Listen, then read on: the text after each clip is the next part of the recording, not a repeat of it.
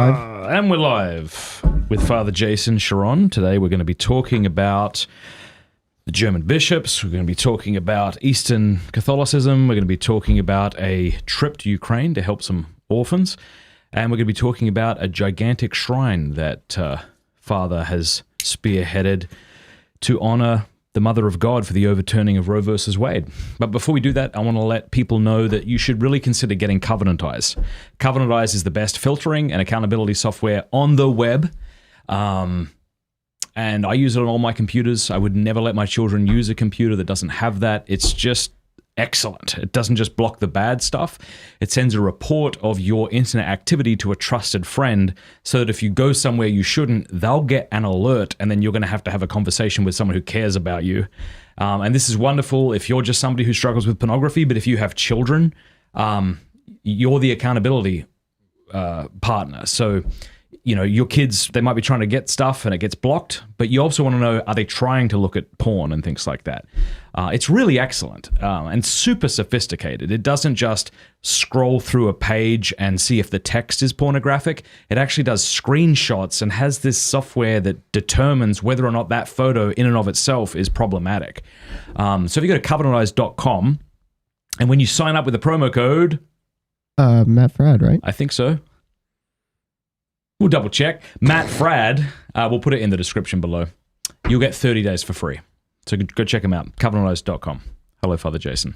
Hello. This is your coffee. All righty. Now, we haven't prayed yet. Would you mind leading us in? In the name of the Father, and of the Son, and of the Holy Spirit. Amen. O Lord and Master of my life, take from me the spirit of sloth, despair, lust for power, and idle chatter. Give rather the spirit of chastity, humility, patience, and love to your servant. Yes, O Lord and King, grant me to see my own transgressions, and not to judge my brother and sister. For blessed are you for ages of ages. Amen. Amen. In the name of the Father, the Son, the Holy Spirit. Amen. Good to see you. Good to be seen. How is the Great Fast going for you? Started off really, really well. It's probably what most people say. And then I gave up coffee for Lent. Did you really?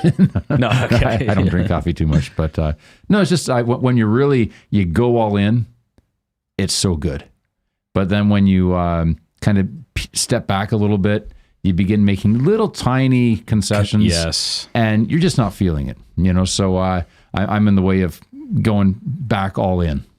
Yeah, that's good. No, I came up with an all-in plan, and yesterday I compromised a little. It's like, well, it's fine, and sure it is, but it's easy to lose steam when you're a few weeks in. Yeah, and we shouldn't be doing that. The beginning of my downfall was I was doing real well, and then we give up meat and all that stuff for Lent.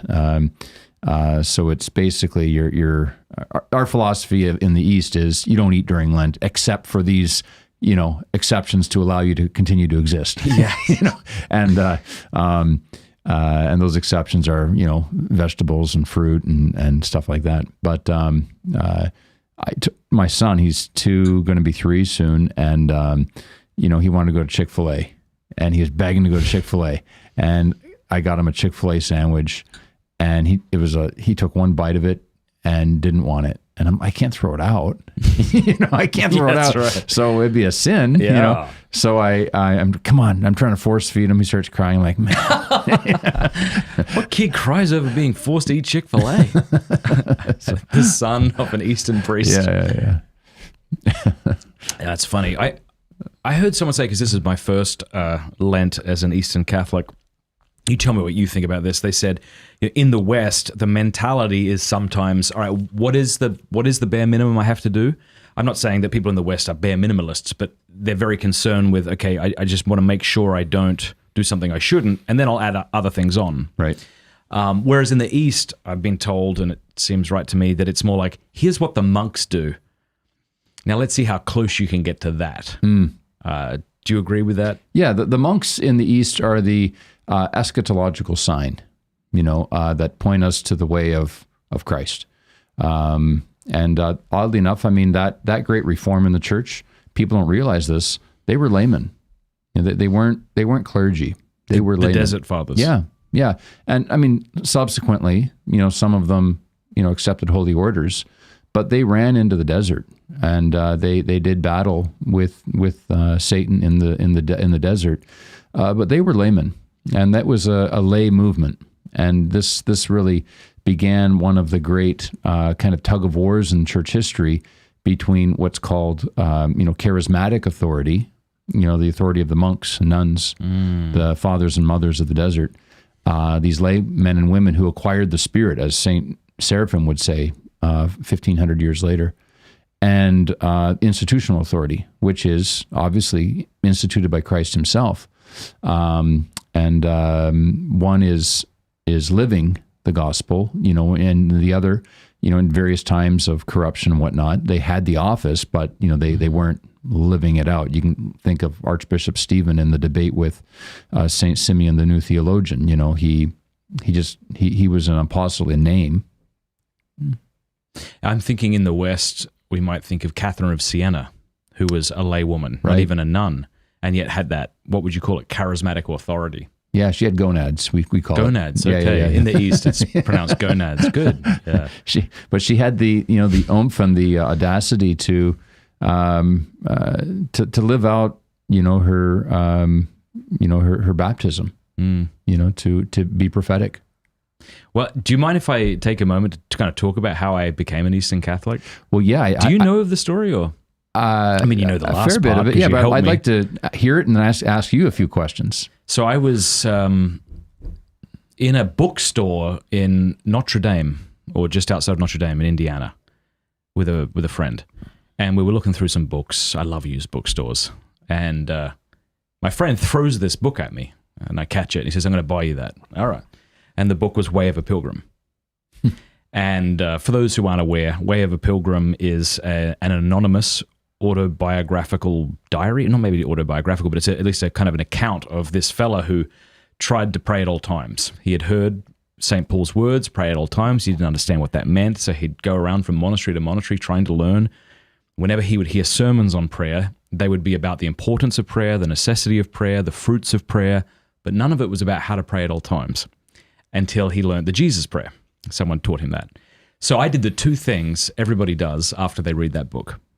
I bought a chotki, a prayer rope, and I got a copy of the Philokalia. Mm-hmm. And I was just, it was just a beautiful thing for my spiritual life. So fast forward a couple of months, and I'm in Atlanta speaking at a big Franciscan Steubenville conference. And there's this priest who doesn't look like the other priests. He looks cooler. He has his Eastern regalia on. And I'm like, I think he might be one of these Eastern Catholics that I keep hearing about. This was many moons ago. And this was about 8 years ago. And so I went up to him and I started talking to him, and he said, "My goodness, like we have a parish not far from your house. You should come visit us." So we did. And we were in a bit of a liturgical wasteland at the time. A lot of the churches around us weren't celebrating the liturgy very reverently. Right. We would like to have gone to the Latin Mass, but that was about an hour and a half away, and that just wasn't working for us with kids. And so we went to this church, and as soon as we entered and were at Divine Liturgy, my wife just felt at home. It was beautiful. It was a different kind of beauty to the Latin Mass, And so we loved it. We started going. We started kind of changing our practices at home as to how we would pray as a family. And the kids loved it as well.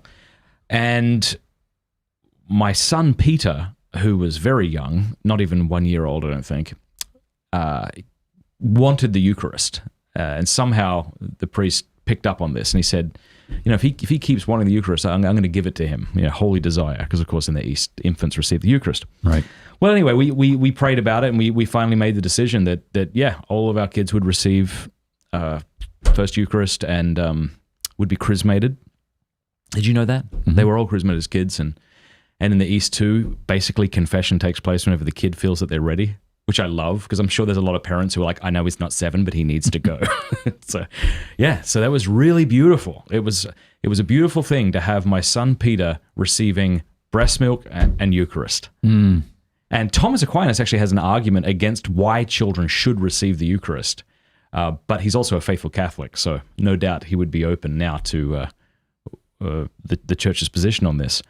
But I like this response. Somebody said, I don't wait for my kid to explain nutrition to me before I feed him. And it's not necessary that my baby understand the Eucharist before we give it to him. So anyway, so that was really profound and powerful. So we were at that church for about 2 years. And then we moved to Steubenville, Ohio, and one of the first things that happens is a gigantic box, cardboard box, shows up in our front door. It's from you. Mm-hmm. And it was filled with Eastern Catholic prayer books and icons, and so we got in touch with you, and I think I called you up, and I think I didn't know you at all. So the first thing I think I said to you is, we're going to come, but none of us are going to wear a mask. This was back in the middle of lockdown. And I didn't know how you would take that. And you went, you belong here.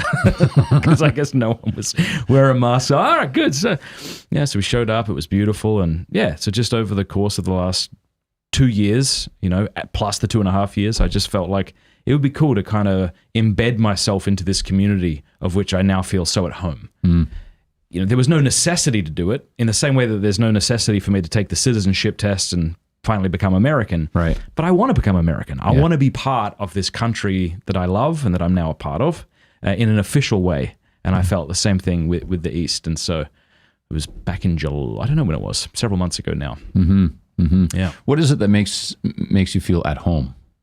I think it's because, as I say, I pray in an Eastern way, right? I pray the Eastern hours, right, or at least one a day. Pray the Chotki. I appreciate the icons. I'm beginning to read more of the Eastern Fathers, and so I just feel really at home in that spirituality, I suppose. It's very hard to talk like this because we're all so quick to make things an either-or thing. Right, instead of both and. Yeah, if you like Superman, you must hate Batman. It's I can like both. Right. So I love the Novus Ordo. I love the Latin Mass, the Novus Ordo when celebrated reverently, which it is very much here. I love it. It's beautiful. It just, the way I described it is, we just got back from Guatemala, our family. We were there for 6 weeks. I could imagine going to Guatemala, staying there for, say, half a year, and then coming back and thinking to myself, I love America, but it's just not home anymore. And that's what it was like. It was like, it feels like the East is home.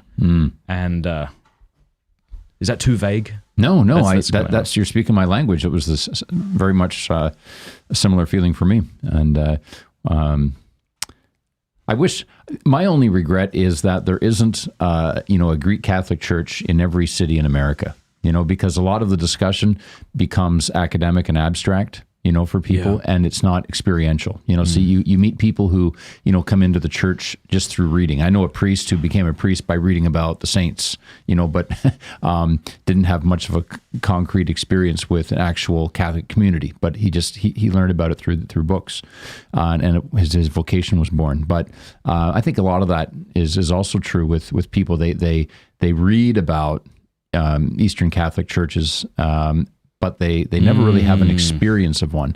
And then, 10 years down the road, all of a sudden, boom, they have an experience of one. And it's the catalyst that enables them to deepen their prayer life, And for some people, it's not that. Some people, they breathe and pray deeply in the Latin tradition. I'm going to try an analogy that's going to fall flat, but if you agree with any part of it, help me make the case. All right. It feels like, you go to the Latin Mass, then you go to the Divine Liturgy. Latin Mass feels very paternal, and the Byzantine Liturgy feels very maternal. It's curvy. It's, I don't know, it's soft and beautiful.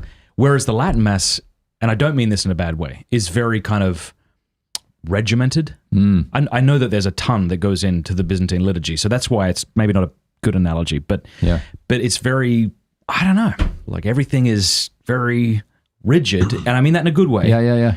Whereas in the East, it's even the chanting is very like an ocean. You're kind of just getting tossed around. You're enveloped in it. Yeah, enveloped in it. There you go. It's like a womb. Yeah.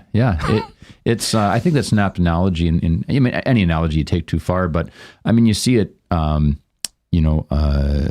Architecturally, for sure. You look at... That's a good point. I was at Swedish... You got the phallic towers of the West. And the womb-like dome, and I can talk a lot about that, but I don't want to get into too much detail. But, if any of your viewers, if they're in like Detroit, Michigan, go to Sweetest Heart of Mary. It's the most beautiful. I was just there. I gave a great retreat. name for a church. And you walk in, and it is like the fullness of the Western tradition architecturally. You walk in, and you cry. You just like your eyes well up. I almost said your ears. Your eyes well up.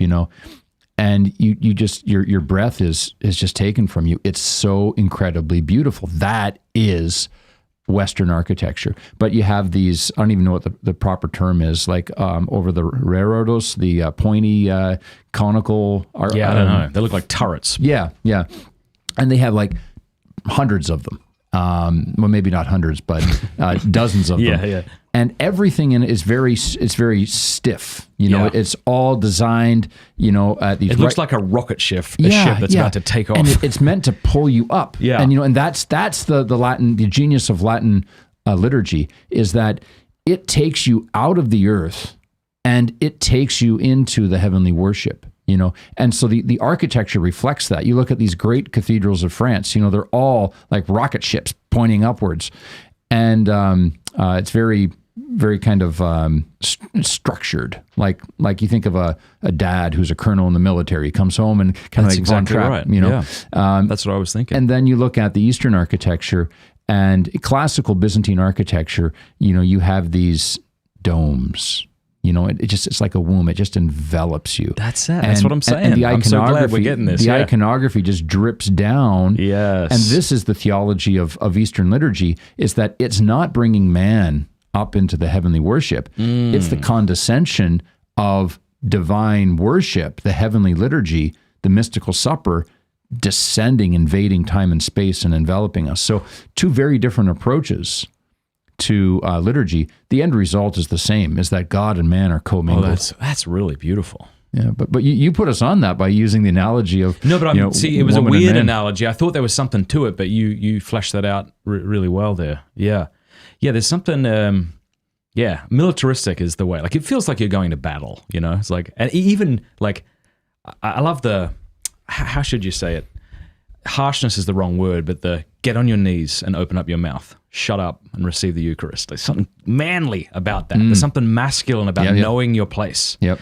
But then I love when I go to the Byzantine liturgy where it's like there's kids just sort of running around and they're not a distraction. Whereas I feel like in the West, it often feels like if your child makes any noise at all, you should be outside. Whereas when I go to the Byzantine liturgy, children hanging off the. I find that to be true as well, and I'm not saying that should be there should be chaos there, but there's and I wouldn't even characterize it as chaos, but there's just kind of a frolicking, a holy frolicking, I like to call it, kids, because there's a dynamism in the Eastern liturgy. Kids go up, especially if there are no pews in the church, like at St. Elias and Brampton, my home parish. But kids go up with the candles. They're going up to venerate the icons. They're coming up to reverence the gospel. There are during other services, especially during Lent, prostrations and whatnot. So there's this kinetic energy in the church, and that's kids like that. Now, I don't know if this is, again, all analogies you push too far and they start to limp, but maybe it feels to me, and this is subjective, but that the Eastern liturgy is like a beautiful hearth, that the families gathered around. Whereas in the West, it's like we're at like a kind of barracks preparing for war or something. I don't know, but right. It's both very beautiful. They are. And, they complement one another, and I could talk the whole show about this, but keep going, it kind of relates to the German bishops and the nature of the church and the feminine nature of the church, and how husbands and wives are iconographically representative of the relationship between Christ and the church, and one of the things, and this just. I stumbled upon this, and I'm sure that there are biblical scholars out there who know more about this than I do.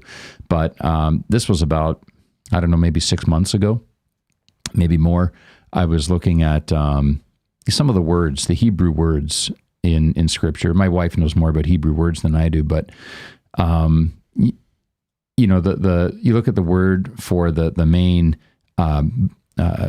buttresses and what's the word? The support planks, if you were, or support beams of the temple.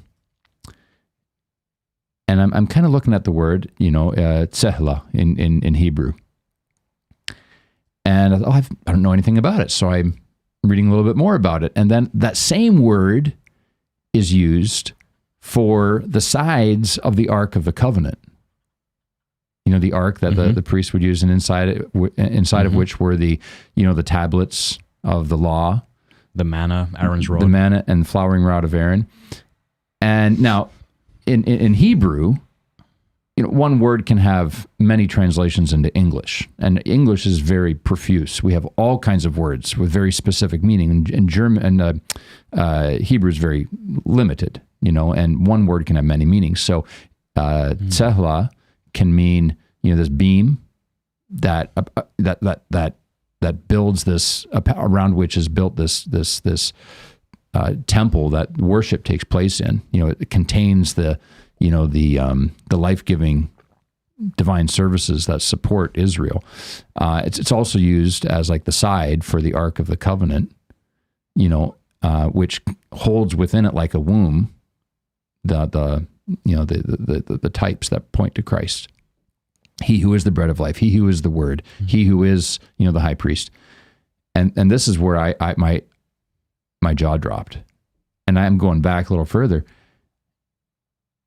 Guess what the word Sehla means in Genesis? No idea. The rib of Adam. So woman is made from Sehla. Yeah. The rib. And then that just like revolutionized everything for me when I read this. It's like, because this is how incredibly noble women are, is that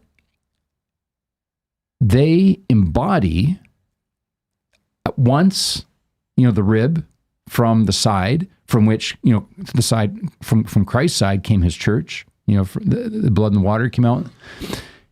The woman embodies life.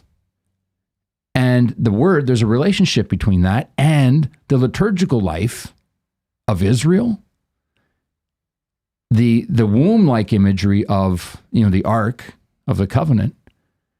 And this is how we learn through the senses, we need to see, to experience things in order to understand the spiritual meaning behind them. That's why it's so important that marriage be between a man and a woman, that you women embody the life-giving sanctuary that gives life to the whole universe. You women embody the very image of Mary herself, who contained within her the high priest, the bread of life.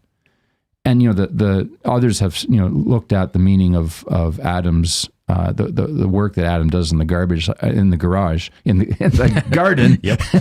He's guys working garages too. Uh-huh. And it's the work of a priest, and he's also guarding and serving.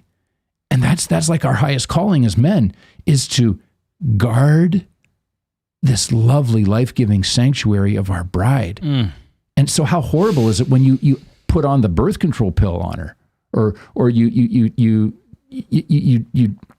we allow our daughters to be, surgically dissected, and the architecture of her body, which is physically to point to the spiritual nature of woman as a life giver, it's all misconstrued and distorted.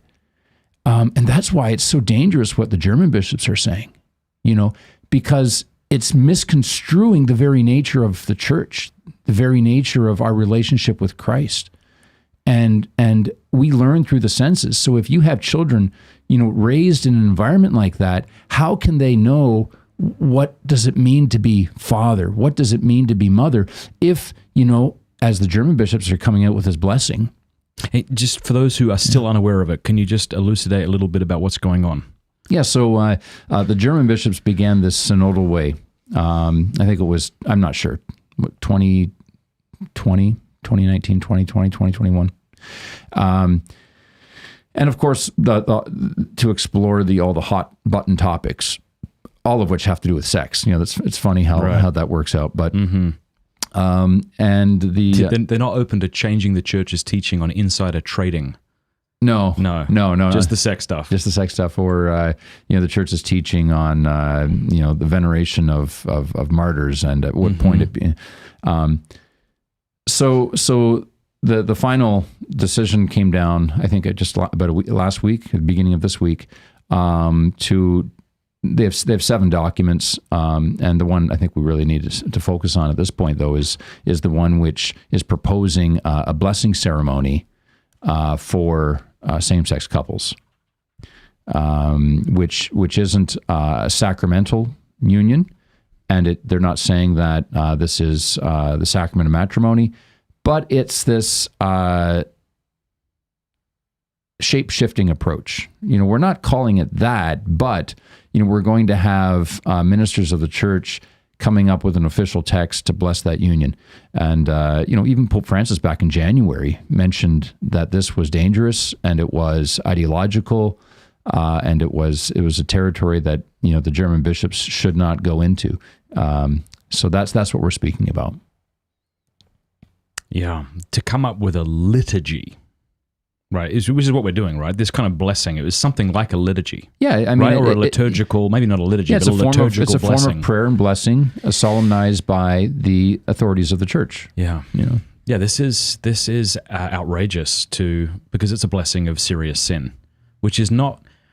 I was reading Thomas Aquinas the other day, and he was talking about we should be more eager to restore our friend's virtue than his money.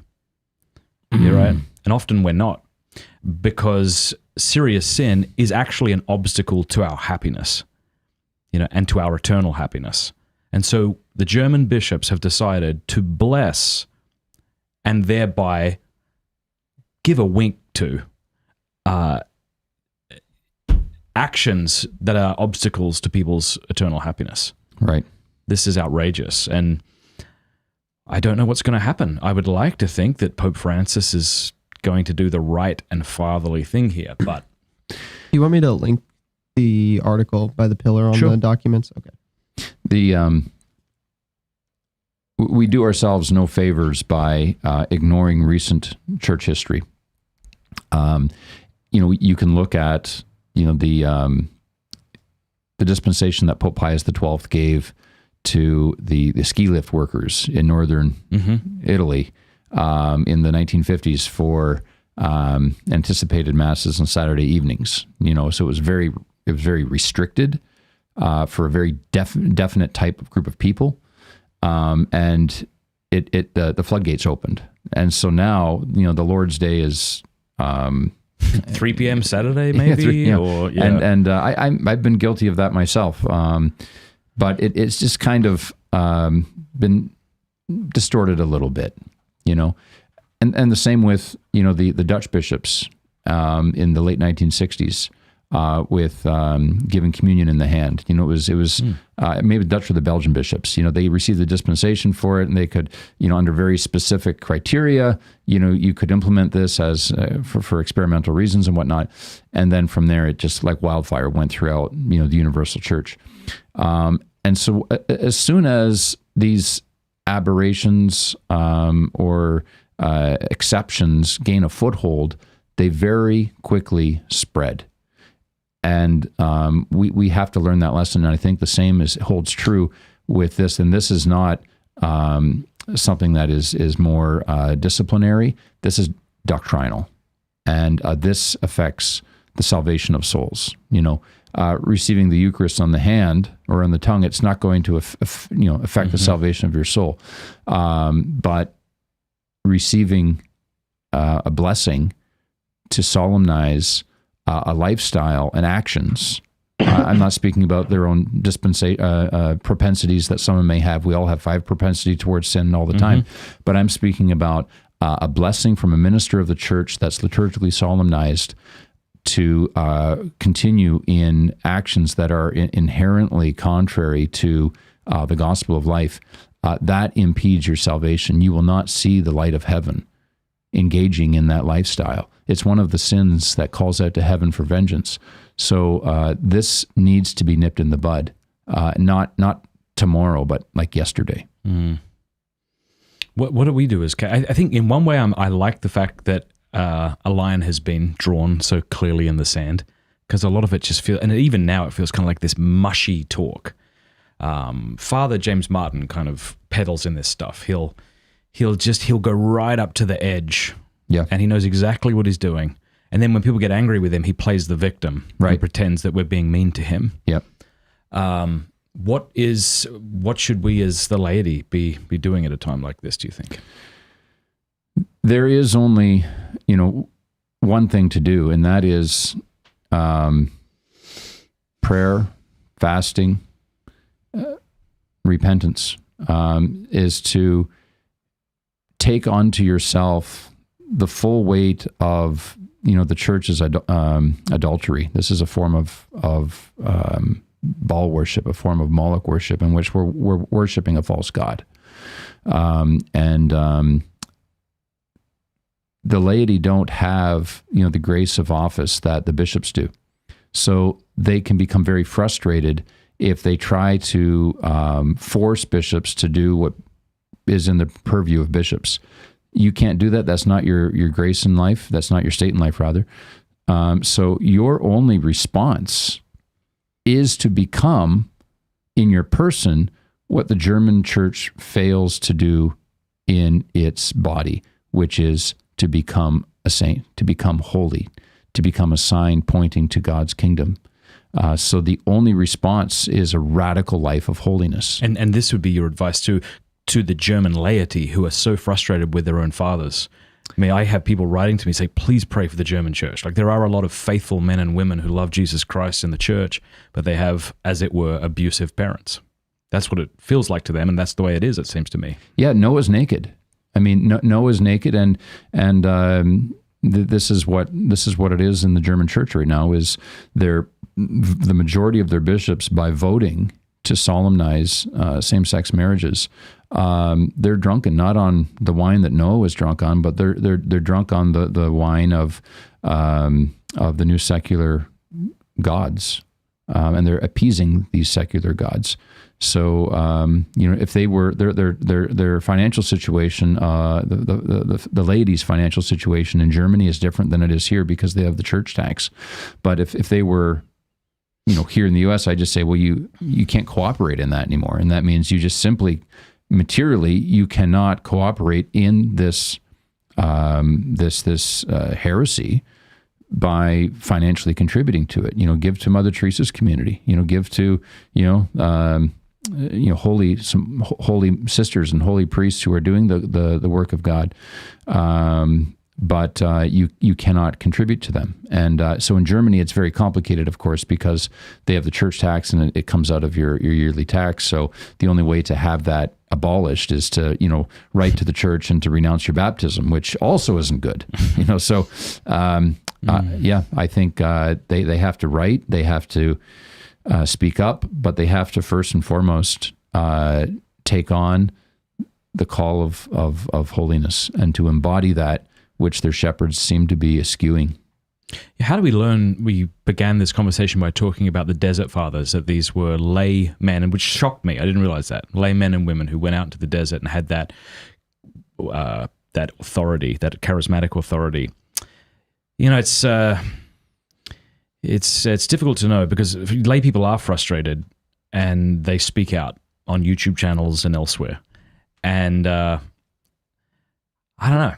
I feel like the Lord's probably a lot more tolerant of this chaotic time than we often are, because when your fathers aren't teaching the truth, how do you respond? It's difficult to know. So I'm sure there are people, including myself, who've taken things too far at times and need to be reined in. And maybe I will do that. I don't know. Yeah. Well, I tell people it's time to stop pouting and start paddling. We're in the boat. We're going down the river. We know that there are 10-level rapids ahead of us. If you go out on the West Coast, the rapid scale is different. Here it's 1 to 5, and there it's a 1 through 10. So we have a level 10 rapid ahead of us. And you can pout about it, or you can man up, take the paddle, and you can paddle through it. Those are the only two options. And so here we are. God has placed us at this point in salvation history, not to pout, but to paddle. And you're not special. So we tend to think that we're special, get with it. Read a bit of church history, read the Gospels, and you'll see you're not the exception. This is the norm in church history, where the episcopacy abdicates the flock. And you can look at it in the Church of England, in the 1500s. You can look at it at the time of Arius, where that Jerome says, they woke up and they groaned to find themselves Arian. Is that the majority of bishops after the council followed Arianism, and it was the laity. It was the laity who held to the faith, and sure enough, the Lord eventually sends holy bishops to restore his church. But the renewal movements almost without exception, begin with the laity. I can't think of one parish priest I can't think of one canonized parish priest who ever, in 2,000 years, led the church out of something like this. It hasn't happened. In fact, there are only 2 canonized parish priests in the whole church. St. Yves of Carmarthen and St. Jean Vianney. So if you're waiting to find a priest who's going to do the heavy lifting, I think you're cooperating in the sin, because you're deferring your baptismal obligation to proclaim Christ and Him crucified. That is the crux of the problem, is they're whining and they're waiting for someone to come along and take their hand and lead them to the promised land.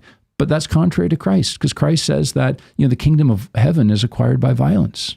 Not violence to other people, but violence to oneself through confronting one's passions, doing battle with them in prayer and self-denial, living for others, charity, proclaiming the truth. Those are acts of violence, because they turn around the disorder in this world, and it reorients us towards Christ. It's to His kingdom. It's an uprooting, So that's what we have to do, is we have to realize that we're part of a great cloud of witnesses throughout church history who have remained faithful. When there were no bishops in Protestant England, Reformation England, for almost 300 years, until the restoration of the hierarchy at the time of around the 1830s in England, you had 300 years worth of grandmothers and grandfathers passing on the faith. And priests coming in from France, hiding in priest holes and whatnot. That's how the faith was lived for 300 years. They didn't have the luxury of having a brave episcopacy that led them against Elizabeth. That didn't exist. And you can go through that with so many countries. My own Ukrainian Catholic Church. Talk about that. Is that all of our bishops refused to go along with the KGB Moscow backed Russian Orthodox Church, which was a front for Stalin. And so all of the bishops were rounded up and murdered. Okay, they were tortured and they were released, and they died a natural death a few months later. What year was this? 1946. Okay. And then the bishops died at various levels, various times after that. One exception obviously was Joseph Slipi, who was released in the 60s at the time of the Second Vatican Council, died in 1984. But the point I'm making is that the faithful who were in Ukraine, in the Soviet Union, they didn't have a visible hierarchy to say, oh, here's our bishop, and he's going to stand up against the atheistic diktats coming out of Moscow. That didn't exist. So the burden of the cross fell right on the shoulders of the laity. And look at the church there now. It's producing great fruit. It's a church that's alive. So that's our obligation, is simply to marshal on, to stop complaining, and to take your paddle and do what every generation of faithful Catholics has done in the past 2,000 years when the clergy disappoint, is you shake the dust off your shoes and you go ahead and you live the gospel joyfully without compromising. And that is what I'm seeing today. Yeah, that's one of the good pieces of news, it seems to me. Like, I don't feel like we're in the kind of safety of the 1980s, 1990s Catholicism, where it was all kind of wishy-washy. When I meet Catholics today, and not just Catholics, but Protestants and Orthodox who are serious about their faith, that is what they're serious about. Their families are serious about kind of detaching their children from the Disneys and the phones, and to help them have a more human life that therefore will be more receptive to the seed of the gospel. How do we do what you're saying, though, without becoming Protestant? Because there will be people who will say, all right, it sounds like what you're saying is wipe the dust off your feet. The clergy, you can't count on them. So we just have to keep the faith ourselves, even if it means becoming schismatic, or even if it means, where is that line of obedience? This is what I think all of us are really struggling with right now. Yeah. You'll notice that they keep close to the sacraments, daily prayer, weekly Eucharist, monthly confession. Just keep to that formula of daily prayer, weekly Eucharist, monthly confession, and in terms of custody of your mouth, is just to not criticize, your shepherds unduly. Like if it's something that's egregious, then obviously, but don't nitpick is what I'm saying. But try your very best to live a sacramental life. And that's who we are. We're a Eucharistized people. We become what we consume, and it consumes us, the Eucharist. So it's just having that regiment of daily prayer. You look at various lay people who have a wonderful life of praying the hours, and at least weekly reception of the Eucharist, and monthly confession. Just be rooted in the sacraments.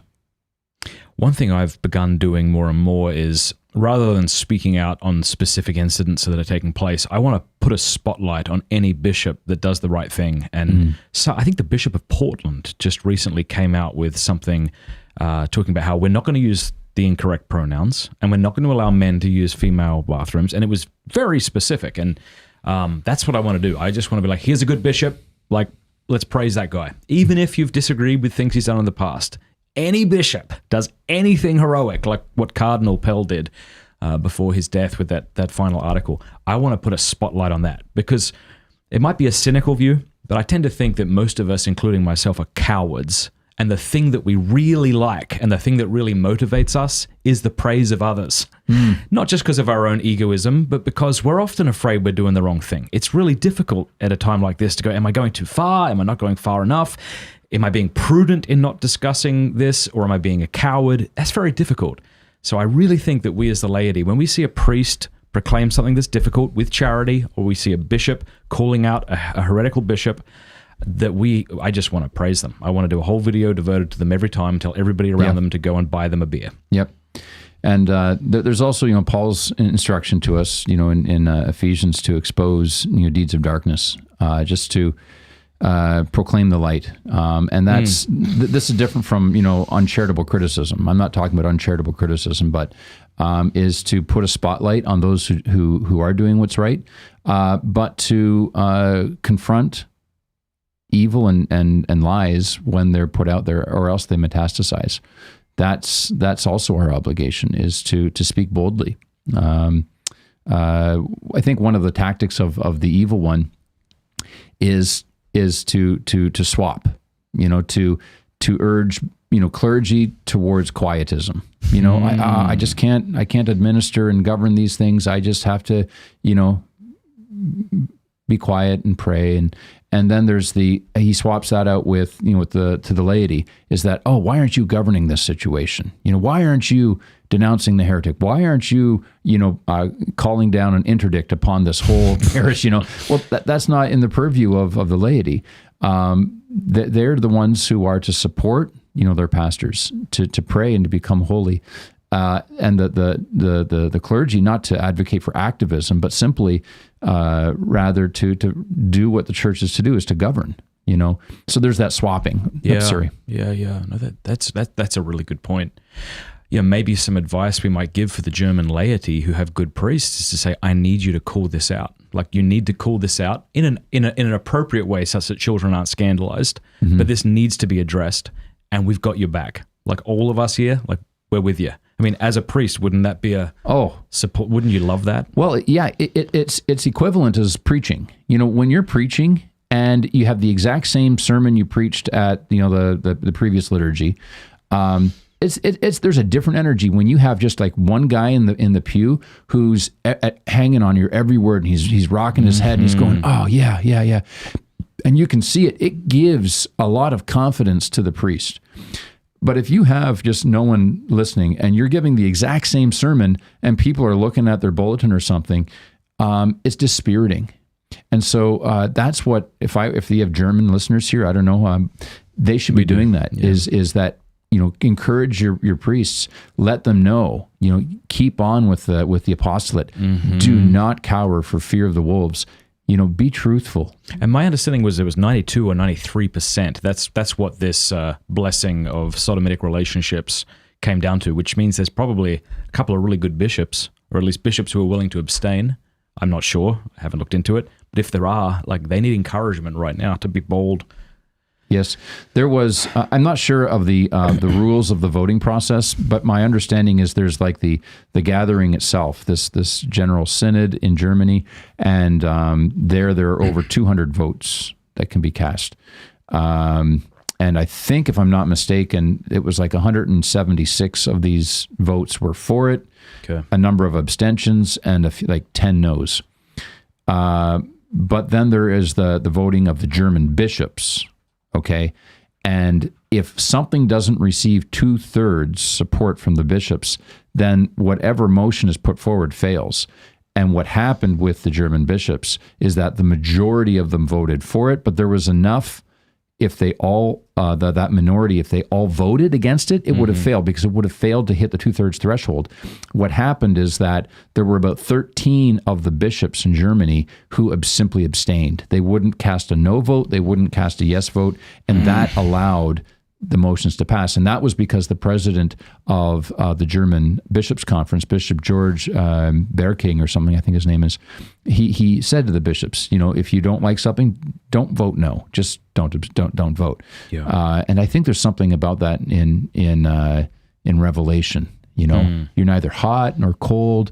I think Jesus speaks about that. He does indeed. It also reminds me of that line: the only thing that for evil to triumph is for good men to do nothing. Yeah.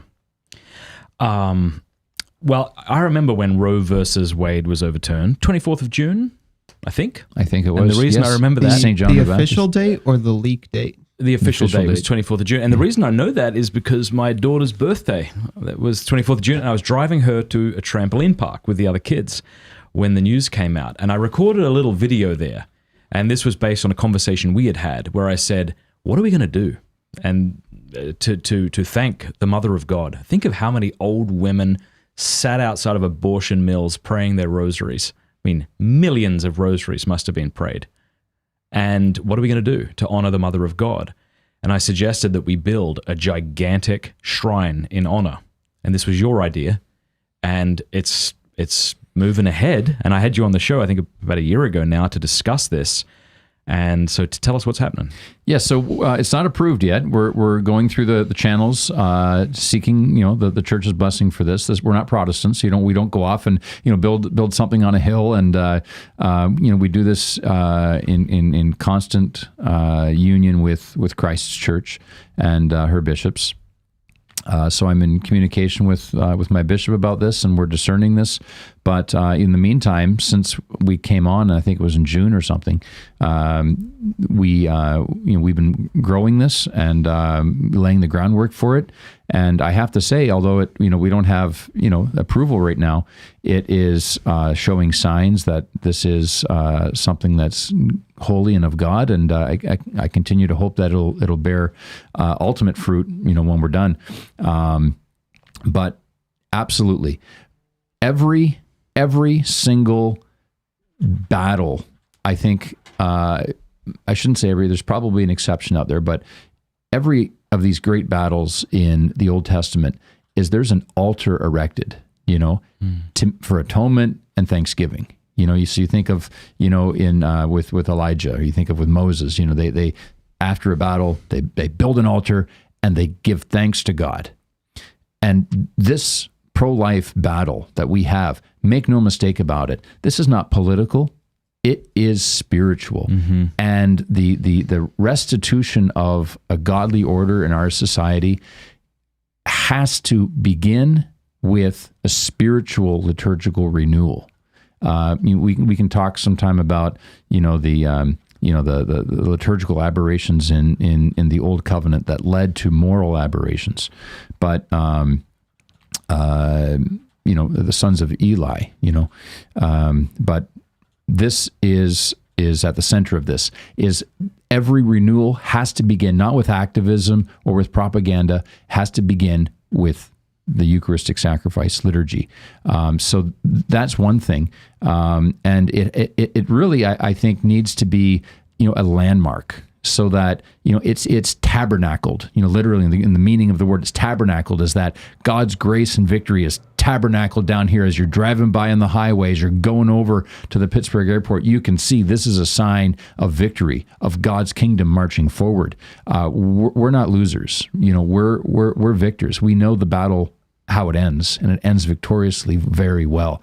So we need to have that confidence, and we need to be erecting signs of victory for Christ's kingdom. So in constant, in lineage with the Old Testament and with Christian history, is you erect an altar of victory, places of atonement where we can make reparation for this horrible outrage, this unbelievable outrage that calls to heaven for vengeance of the killing of the innocents. But it's unique in that by the grace of God, I hope it comes to this, is that it'll be a place where the head, the heart, and the hands are united. Because we in the pro-life movement, and it's the pro-life movement that brought me into the church really back in 1992, 93, is we have wonderful apostolates that do things for the head. I think of Lila Rose. It's just that you're going out and you're engaging the world of ideas, and you're speaking and thinking and expressing, the absurdity of abortion and the logic of giving life. And then you have all across the country, apostolates that are doing the work of the hands. Okay. Here in Pittsburgh, we have Mary's Place. You know of a young woman who's chosen life. She has nowhere to go because her parents kicked her out, her boyfriend kicked her out, and she's got 2 months to go before birth. You go to Mary's Place, they're going to take care of you, and not just for a few weeks. You can stay there up to a year, I think, and get your feet back on the ground. They'll help you. They'll love you back into yourself, into a holy way of living. So we have lots of places like that across the country. And then the heart, is the center of it. Is it spiritual? It's liturgical, it's Christocentric. So we need something that holds all of these together. And so throughout the country, when people say, oh, you pro-lifers do nothing, once you turn a woman away from Planned Parenthood, people will be able to say, look at the Holy Protection of Mary's Shrine. This does the whole thing. It does the apologetic, the head stuff, it does the hand stuff. Women can come here, they'll receive all the help they need with their little children. Orphans, widows from Ukraine who have nowhere to go. They've come into the country. They don't have a father or a husband to support them. These people are part of that gospel of life as well, the widow and the orphan. Read James chapter 1. So this is a place where all three are held together. And a component of it, and this is kind of new since I last came on, is a component of this is memorializing our pro-life heroes. The left does a fantastic job of this. Is they create these pseudo-martyrologies, these pseudo-hagiographies of their heroes, and they put them into literature, and they create monuments to them and all this stuff. And you look at the lives of these people, and they're really not that laudatory. There's nothing about them, but they are doing a wonderful job of telling people about these heroes of the left.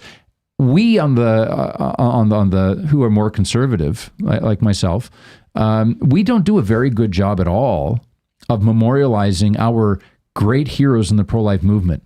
What about that priest who he was a Holy Cross father when President Obama came to Notre Dame in 2008, I think, or 2009, And, he stood out there with his rosary protesting this. You're going to give an award to a man who openly supports, abortion, and you're a Catholic institution. Shame on you, Father Jenkins. Shame, shame, shame on you.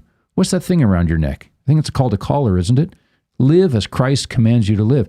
Well, there was one Holy Cross father. I don't even know his name, but he was dragged away for the crime of praying the rosary on the campus, as I recall.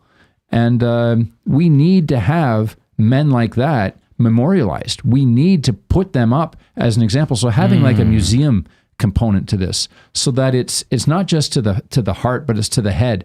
And everyone who comes there, we can have like a hall of fame that made this Dobbs decision possible.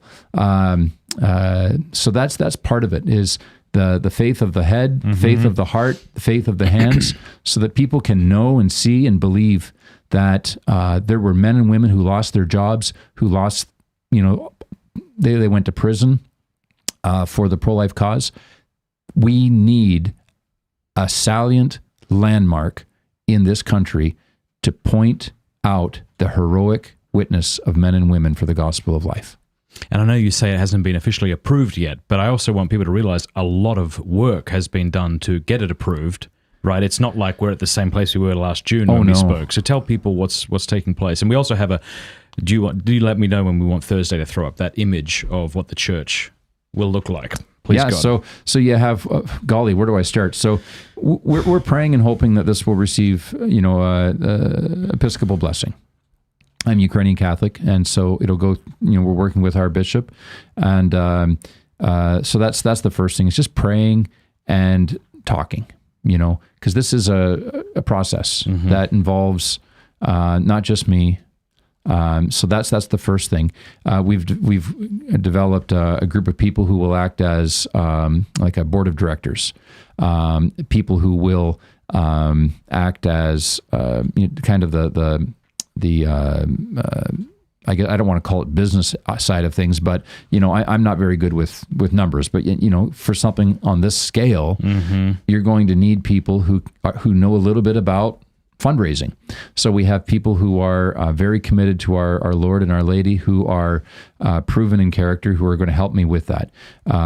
People who know a little bit about development. How do you develop land in order to build a shrine of this scale? So it's been hard getting all of this together, and we finally have developed a team. So this isn't about one man. This is about a team of men and women who are on fire for God's kingdom. So that's been a lot of it as well.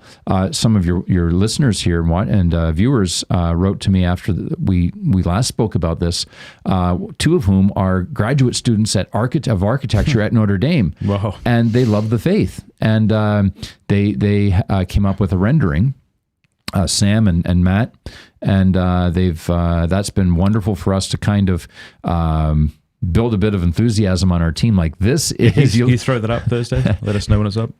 It is up now? Oh, it's up now. You look at that, people can see it. And you think, wow, I want to take my kids there on Sunday morning. I mean, that is... So this isn't going to be like a small little chapel. Ultimately, I think it's going to be a proclamation of God's glory. Wow.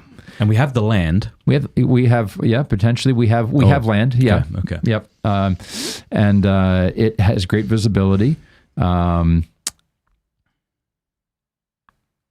say that because we're going to get a lot of people writing to us saying, why don't you buy, like someone suggested that we buy Disney World and just put it over that. Yeah. Well, the thing about it is we already have land. And the other thing is that Pittsburgh is within driving distance of over 50% of the American population. So you could go to the geographic center of the country, but let's say 80% of the people cannot drive there within a comfortable 1 day's drive. Yeah, that's the unique thing about Pittsburgh. The other thing about Pittsburgh area is that it is blessed. The church there are all these beautiful lay movements there. But what's unique about Pittsburgh and Ohio and Pennsylvania area is that it's really the one of the few places I think in North America where the East and the West, they just cross-pollinate. And there are lots of Eastern churches Eastern Catholic, Orthodox, and obviously Roman Catholic churches. And this is just part of life here. Everyone knows what a pierogi is. Everyone knows what pigs in the blanket are. You go down to North Carolina, people don't always know what are pierogies. Not that that's the embodiment of Eastern Christianity, but this is why it's such a I think an ideal place, is because it brings together both East and West. And I think one of the really important things why this should be Eastern in its design is because abortion came from the East. Abortion came from the East. The Soviet Union, Russia was to have been a great light on a hill, and then what happened is you have the revolution, and instead of the glories of the East helping the West during its materialist phase out of the 19th century, and all the fallout from phenomenology and all of the philosophical problems that came out of the West, and the East could have contributed its spiritual genius.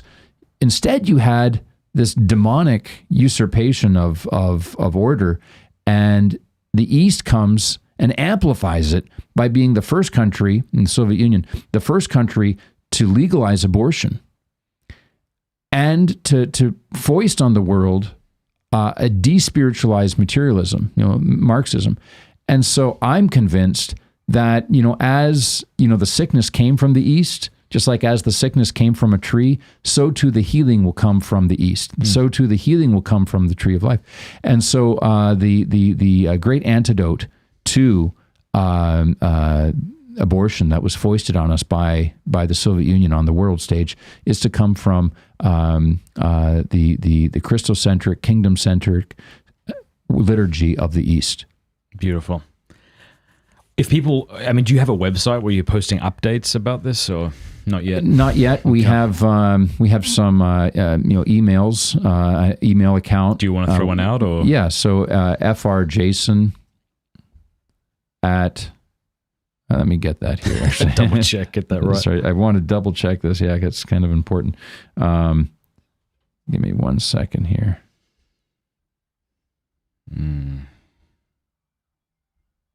frjason at holyprotectionshrine.org. Beautiful. So why would people email you? What are you hoping for in giving that email out? Well, if they want to know how they can contribute their ideas, if they have time, they have talent, they have treasure. We had hundreds of emails last time, and I apologized. I tried to write back to as many as I could. But if there are people who want to contribute time, talent, treasure, very soon we're going to be in need of that.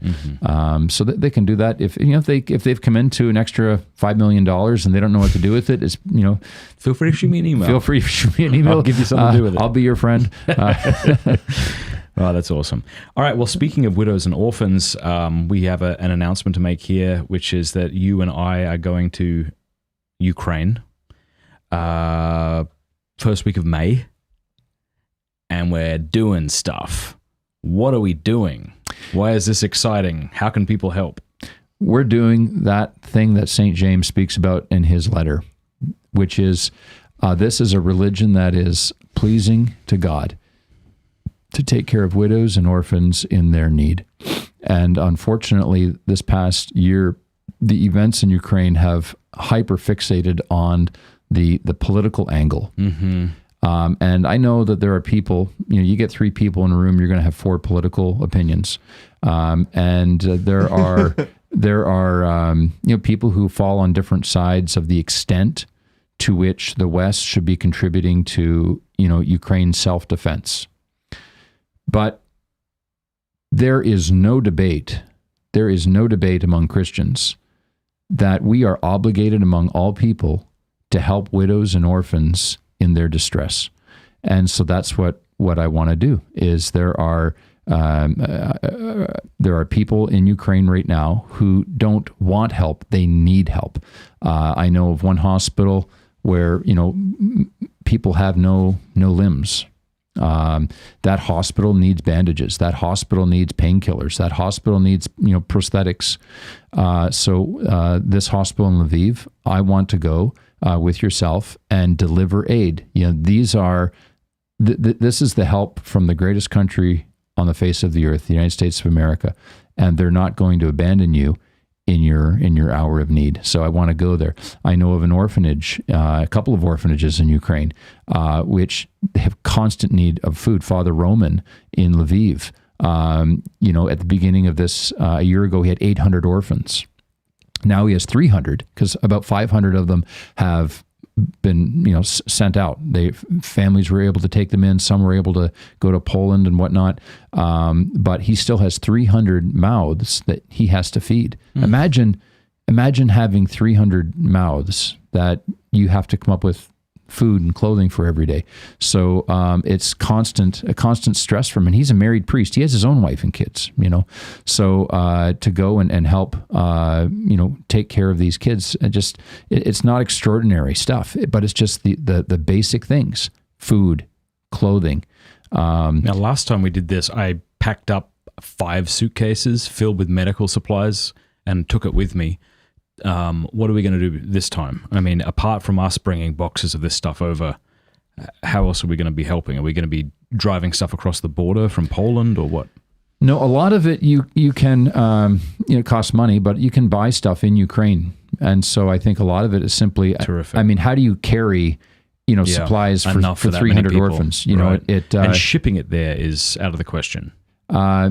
They can buy food. Like if they don't have something, for example, in Ukraine, it's possible to get it in Poland or in Slovakia or in Romania. So simply, it's just giving them, here's $500. His parishioner is going across the border in 2 days. He can buy. I see. All kinds of fruit and cereal and mittens and pants and underwear. So the most efficient way is just simply to give money to people who are trustworthy, like Father Roman, and say, here. And they know better than what we do. Yes. And the other thing I want to do is, there's a bishop in Kharkiv. And I want to, as you said earlier, Matt, about spotlighting good and holy bishops. There's this Ukrainian Catholic bishop in Kharkiv who wouldn't leave his flock. And my bishop, Bodan, was telling me, when the building was the windows were all busted out of the apartment building, he didn't leave it. And throughout the winter, he stayed in his apartment with no windows. No windows in the apartment building. And this isn't like winter in Florida. No, this is Kharkiv, Ukraine during winter is not comfortable. It's not Tampa, I'll tell you that. And talk about having the smell of your sheep, talk about people wanting to actually support a bishop who's living the life. Well, now's your time. People have been complaining about bishops for a while and priests. Okay, fair enough. Here's a bishop who in wartime stays in his apartment with no windows in it because his flock are also in their apartments with no windows and they have to suck it up. So I want to go and I want to see, what can we do to help you? Yes. You need new windows. Absolutely. I want to come up with a very specific list of everything we plan to do there. The more research we do, the more conversations you have with people there. Like, what exactly is it you need? How much money and for what? And I want to help you raise it. I want to bring some of my own money and let's do this. Yeah, I mean, one of the things I know is like just gas money for priests, who are trying to minister to their dispersed flock. They all used to live around a parish, but now, that house is burnt out because of a Russian missile. So they still want to come to their spiritual home, their parish, but they live 5 miles away and they're living with 3 other families in a place. So it's just being able to give a priest, gas money, things we take for granted. That's huge right there. And what's cool about this is, sometimes you hear about these different organizations that are helping Ukrainians, and I'm sure they're doing a great job, but what's going to be great, I think, with what we're doing is we're going to come up with very concrete things of what we want to do, and then people can support that financially or not, and then we can tell them exactly what we were able to accomplish if people feel so inclined. So right. We'll get a website up soon with those specific things, and I'll make a post about it. And while we're over there, I'd love to do a few videos with people and show them the kind of help that they're offering. Right. And this doesn't go to Father Jason. This doesn't go to Matt Fradd. I know it's very cynical to have to even respond to that claim, but this isn't We're not making money at all from this. During the past year on my parish website, we put up a kind of a general Pray for Ukraine fund, and people could donate there. And then they would, in the little memo there, they would put how they wanted that money to be spent. And our target at that time was like 7,500 or something. But that was one way that people do it, is they just specify, I want this to go towards, Father Roman's gas money as he's ministering to his parishioners. I want this money to go towards, the bishop and his flock getting windows in their house, in their apartments. But yeah, whatever you put up there, it'll go to specific needs, not wants, that are for his little ones and for his good shepherds who are staying with their flock. Are we allowed to talk about the other plan we have while we're there regarding orphans, or is that something you want to keep close to your chest right now? 200 orphans? I'm still working on that. Yep. Sorry. All right. Well, this is going to be great. I'm really pumped. Here's what we're going to do. We're going to take a break. When we come back, I got a bunch of questions from our local supporters. And so if you're watching right now and you're a local supporter, go over to locals.com and throw in a question. We'll take those as well as super chats. Thanks. So if you haven't yet got the app Hallow, what are you doing? If you have a smartphone, go and download Hallow. But first, go to hallow.com/MattFradd. Hallow is the #1 Catholic prayer and meditation app on the web. And it's fantastic. And it actually beat TikTok recently as far as in the App Store. Did you know that? It's crazy. No, I didn't. It's legit. Hallow.com/MattFradd. Go over there, sign up. You'll get 3 months for free. If at the end of the 3 months you don't want it anymore, you can quit and you don't have to pay a cent. They have sleep stories. They'll help you pray the rosary. It's really fantastic. Also, if you've got kids, it's nice to play little sleep stories for them. Hallow, HALLOW.com/MattFradd. Click the link in the description below. I want to say thank you to a new sponsor, everythingcatholic.com. Maybe you like Amazon, but you're tired of giving them money. What if you could give your money to a Catholic company that sold everything Catholic, and in so doing, not only support that Catholic company, but support Catholic artisans and craftsmen as well? I've got a bunch of stuff that they just sent me. We have a Chrism scented beeswax candle, which Thursday thinks smells delightful. We even have Chrism lotion cream. They have rosary bracelets. They have kids' books. They have... What is this? This is like a Mary doll for your children. Rosaries, kids' books, all sorts of stuff. Go to everythingcatholic.com right now, and when you use the promo code PINTS, you'll get 15% off. So go support an excellent Catholic company, as well as I say, excellent Catholic small businessmen and craftsmen. Everythingcatholic.com.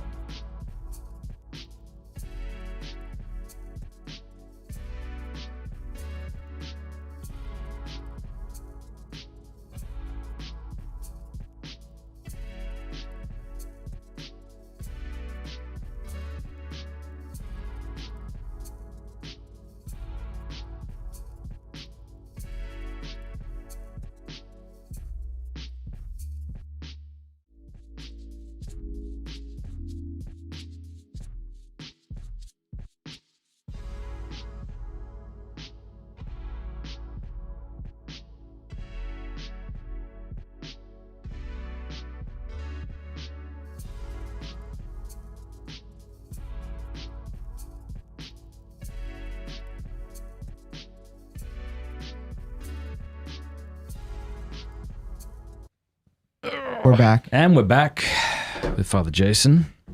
So we got a bunch of questions. We should point out, just to kind of wrap up what we were discussing, that there's more that we plan on doing while we're there, and there's a reason we're actually going directly to Ukraine. But we might be able to speak about that a little more in detail at a later date. Yeah. Right. So we're getting a lot of questions in the chat, and then we'll go to our local supporters about Eastern priests being married and why that's a thing. Yeah. You've probably never been asked that before. Never. So people have to distinguish between discipline and doctrine. And the issue of celibacy And a married priesthood is not an issue of doctrine. It's an issue of discipline. Disciplines can come and go. Doctrines, despite what the German bishops may tell us, doctrines cannot change. So that's it. This is an issue of discipline. And we see that this discipline has been consistently used, practiced in the East from the very beginning.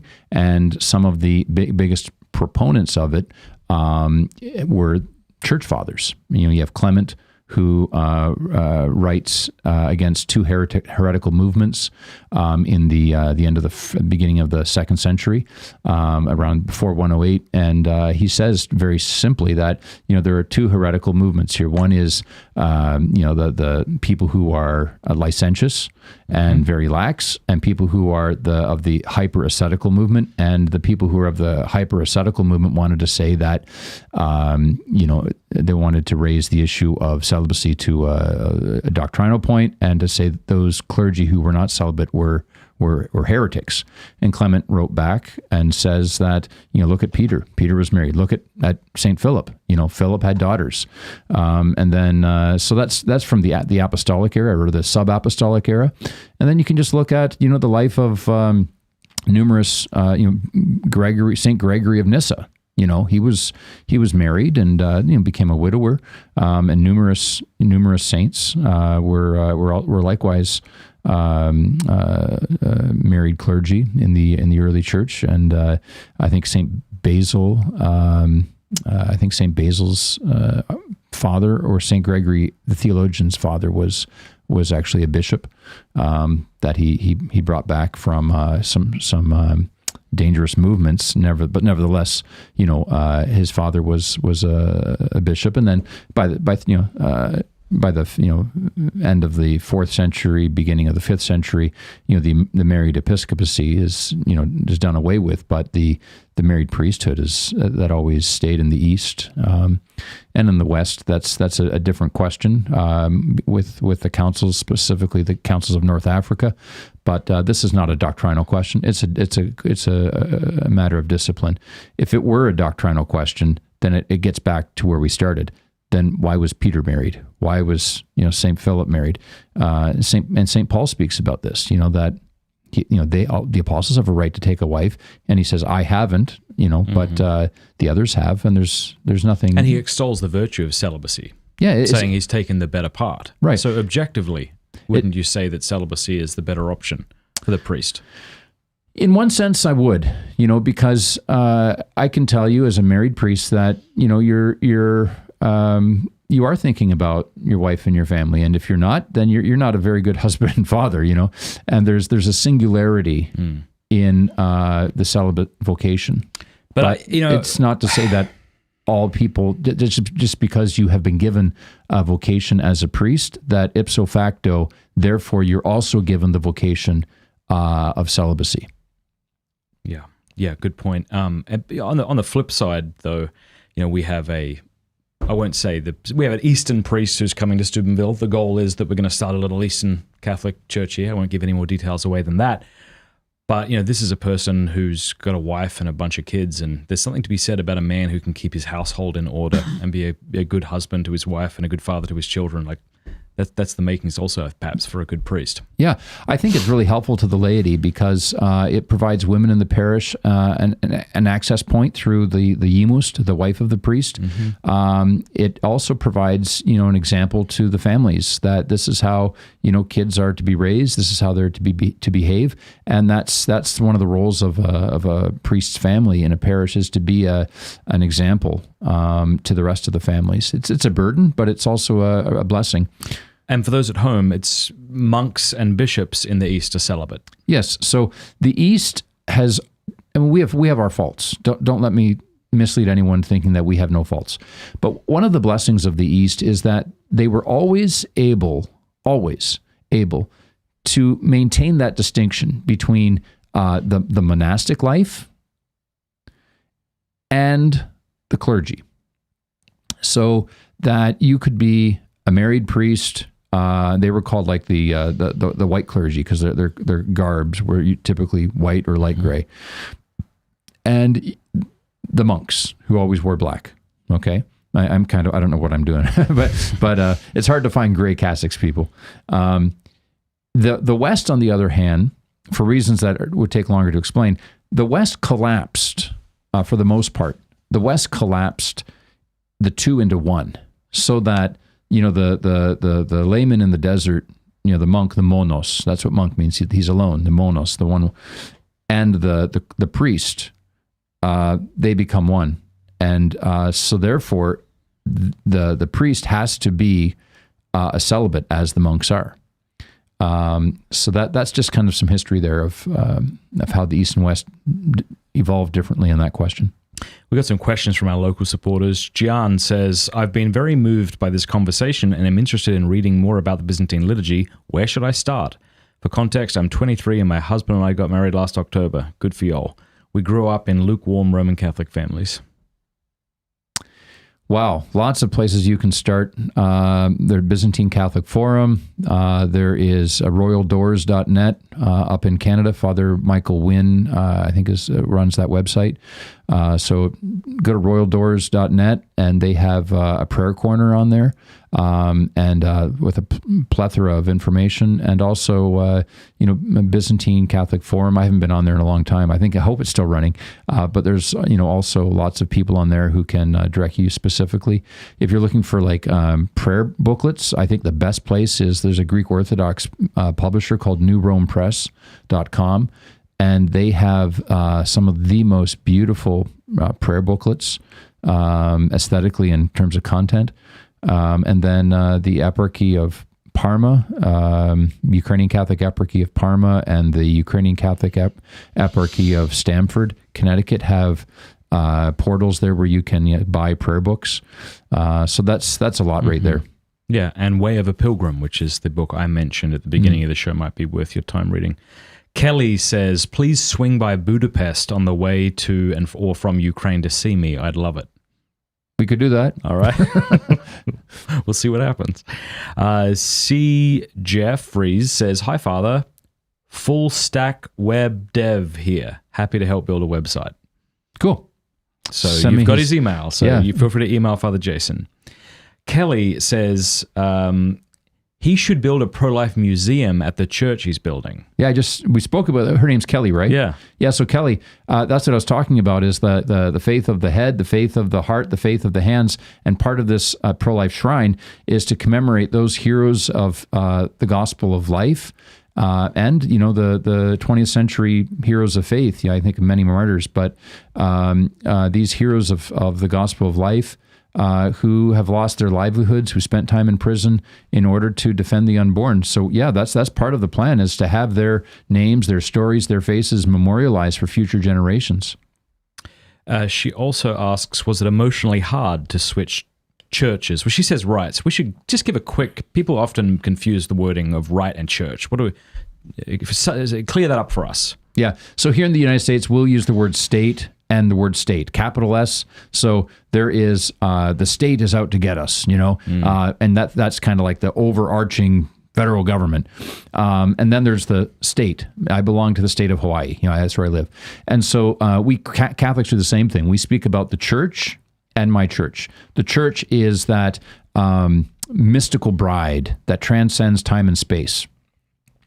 And then there are particular churches. So, for example, the Latin Rite Church, the Ukrainian Catholic Church, the Chaldean Church, the Maronite Church. And so that word church refers to this body of believers and the collection of their own, of their particular spiritual, canonical, liturgical heritage that they have been blessed with, and that they through which they live and breathe and become saints. Right. The word rite, R-I-T-E, refers specifically to the liturgical customs and small t tradition within that church.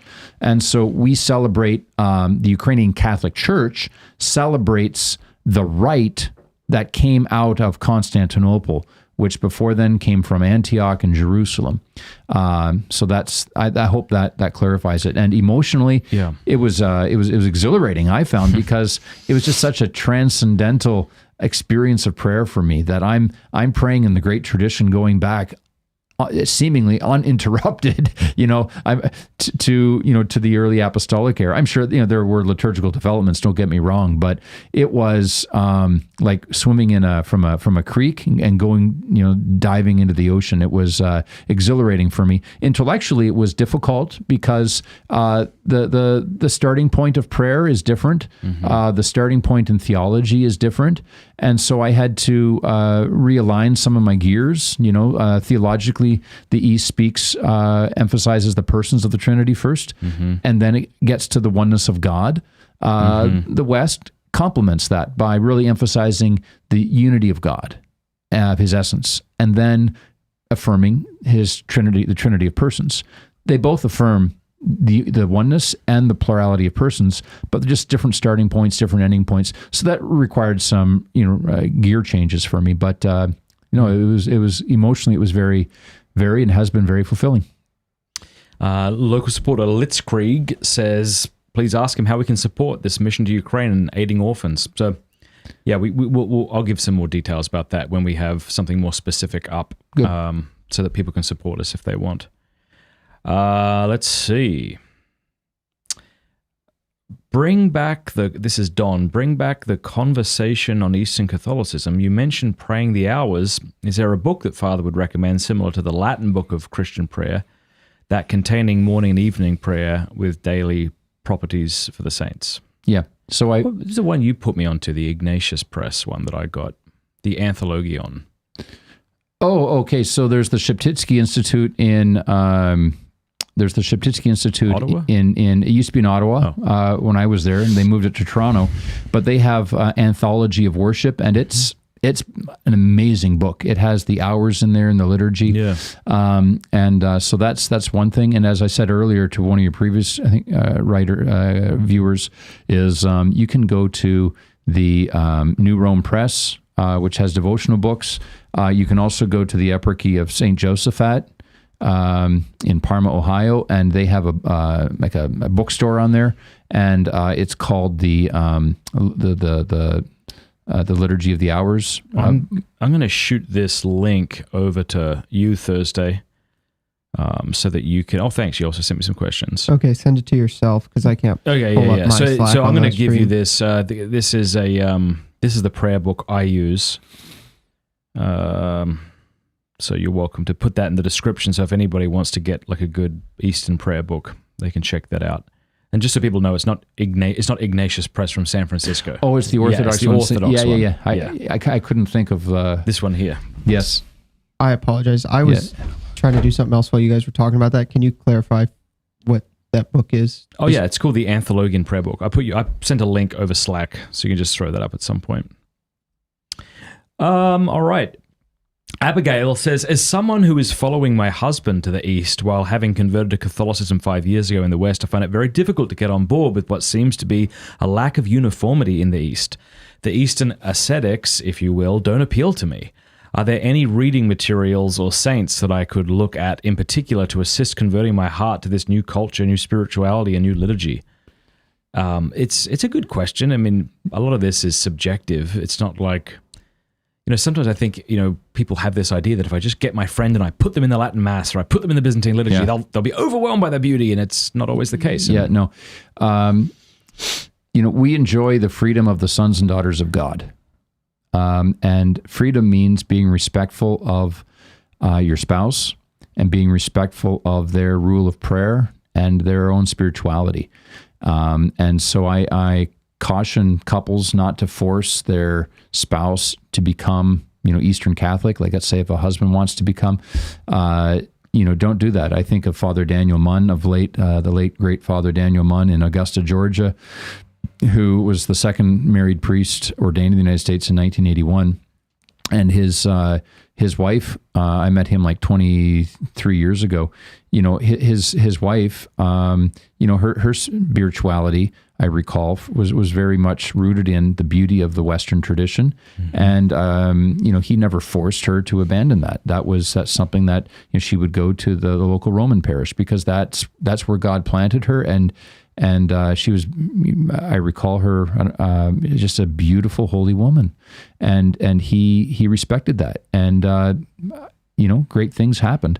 And I think the same is true with couples, is that ideally, you're rooted in the same tradition, but that's not always the case. And if you shouldn't force yourself to, become Eastern, find the beauty of the East and appreciate it on its terms, but you don't have to change. And ideally, though, families should really, pray together. So I say to, husbands, just try to do something that the whole family can do together. Yeah. And sometimes the liturgy is like a person. You may not be attracted to them right away, but if you spend time with them, maybe you will. So without forcing yourself to do it in a violent kind of way, right? Because there's nothing wrong with you for not finding the ascetics of the Eastern liturgy appealing. Right. The other thing is that my spiritual director used to tell me the further east you go, it all becomes local custom. Further west you go, it's more uniform. So you look at from the 7th century on, where the West had began a kind of making uniform. It's mass. The reforms of Pope Gregory the Great. And in the East, that's just not the case. It's chaos. So the further east you go, it's just all local custom. And we just have to be mindful of the distinction between uniformity and unity.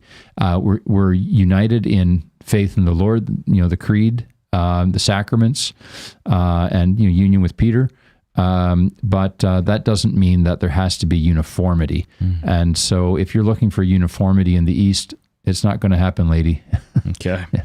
Matthew McCloskey says, as someone who's been visiting Ukrainian Ruthenian Rite churches, the gates, I think he means the Iconostasis, have always been one of the most beautiful parts of the church. What's the significance of the Iconostasis?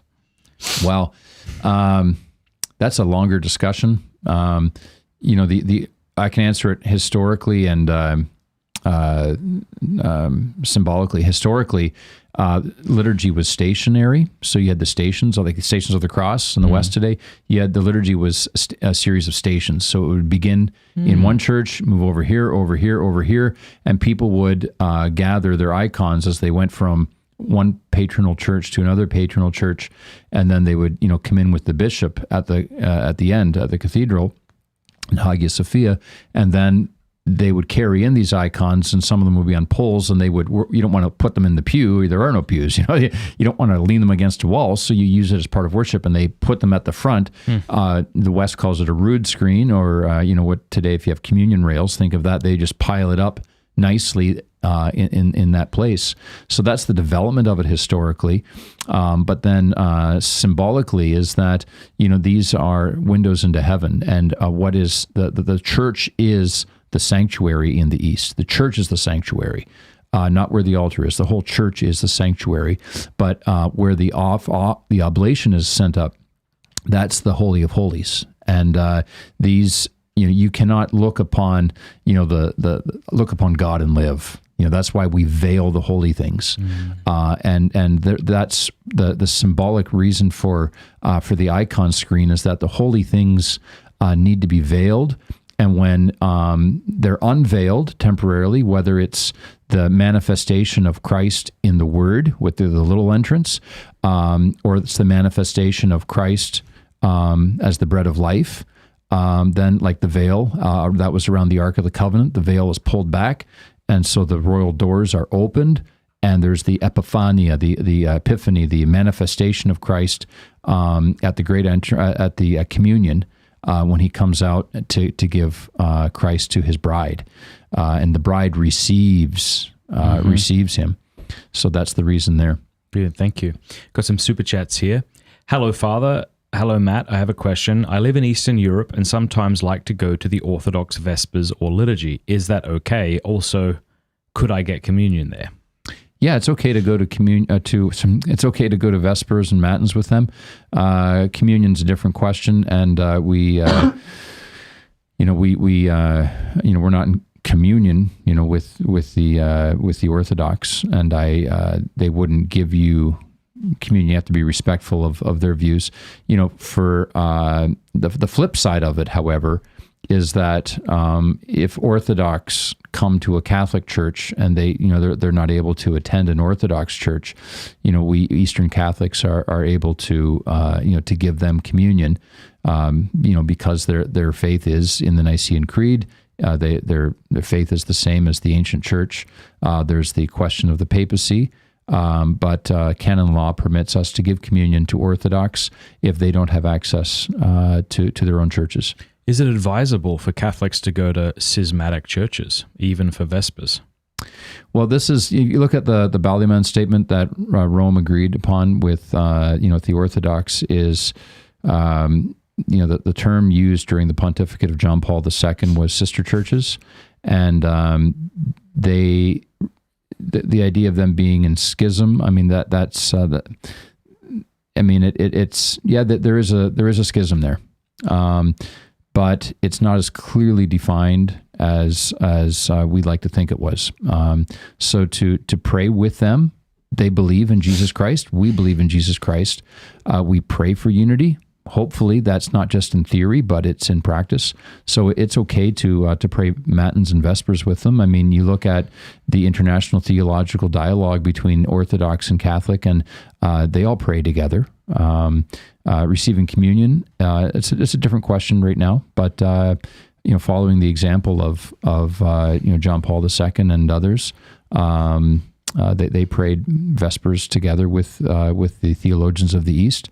There's no sin involved in that. That's a laudable practice. I'm going to push back on you, though, about the schism issue. I mean, the Catechism of the Catholic Church says that schism is the refusal of submission to the Roman pontiff or of communion with the members of the church subject to him. Right. How is that not the Eastern Orthodox churches? Yeah, so I said that there is a schism there, but for some areas of various Orthodox churches, that isn't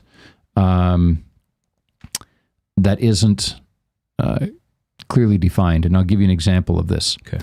And that's why I'm very careful to say it's not across the board schism. So, for example, when John Paul II went to Damascus in the year 2001, okay, the Greek Orthodox Patriarch of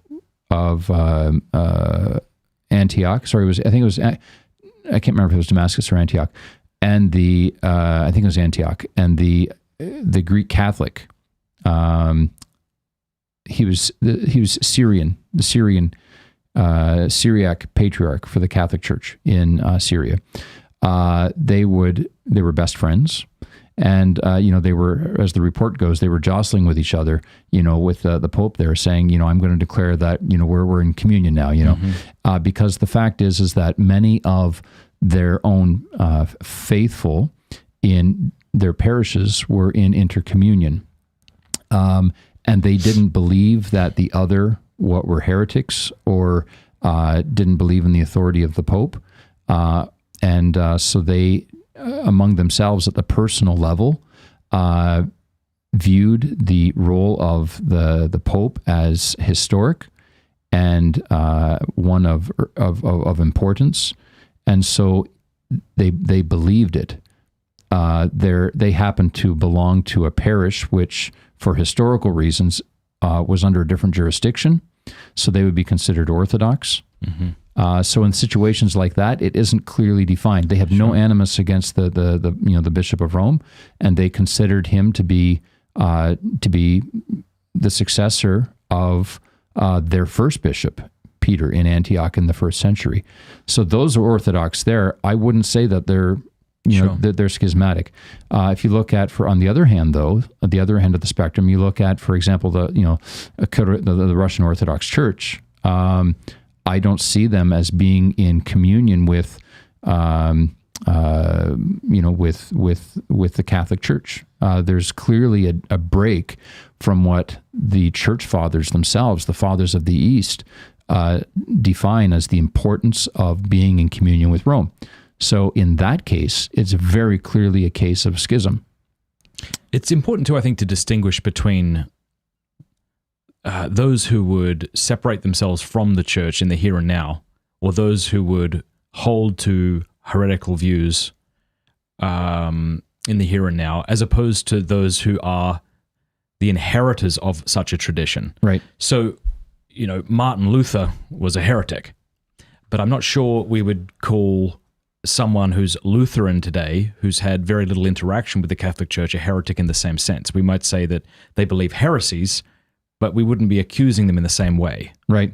I think, and I think in the same way, someone today who seeks to deny the papacy of Pope Francis is culpable in a way that somebody raised in an Orthodox church since they were a baby isn't. Right. I think of the case of we're speaking in gray areas here, and because we're dealing with individual people, yes, and things aren't entirely clear cut. Yes. And I know of one Orthodox who has been raised in a parish, and you go in there, and liturgically it is beautiful. Like, you can't deny that this is an apostolic church that is totally committed to Jesus Christ. Mm-hmm. The parish obviously is formally in schism. I don't want to say which jurisdiction, but it's formally not in communion with Rome. He himself believes in the communion of the authority of Peter. However, where he lives, the local churches, Protestant and other Catholic churches, we'll say, they embrace what our Reno calls the Rainbow Reich. Okay, and they have all kinds of things and causes in those churches with banners, but one of those churches is formally in union with Rome. Okay, so where does someone like that go? Are you to abandon a church that clearly holds to Nicene Christianity, but doesn't have formal union with Rome, to their shame, for a church which formally does have union with Rome, but in praxis has rejected Nicene Christianity? So when I say schism, and some Orthodox are not in schism, I think of people who are in those tough situations. I feel bad for them. I don't know what a lot of people do in that situation. The local parish, the Catholic parish, you think of places in, I think of Rembrandt Weekland's Milwaukee, decades ago. I don't see apostolic Christianity in a lot of those parishes, but they're formally, to their credit, in union with Rome. Mm. It's a crisis of conscience for many people. Yeah, thanks. Joey asks, does the East have a separate view on extraordinary things like the Blessed Virgin Mary's apparition at Guadalupe?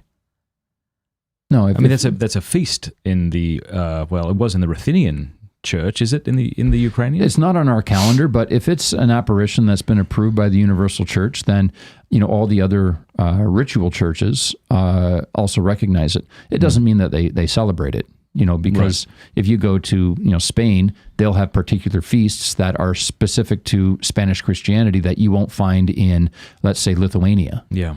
So we recognize apparitions that are approved by the Church.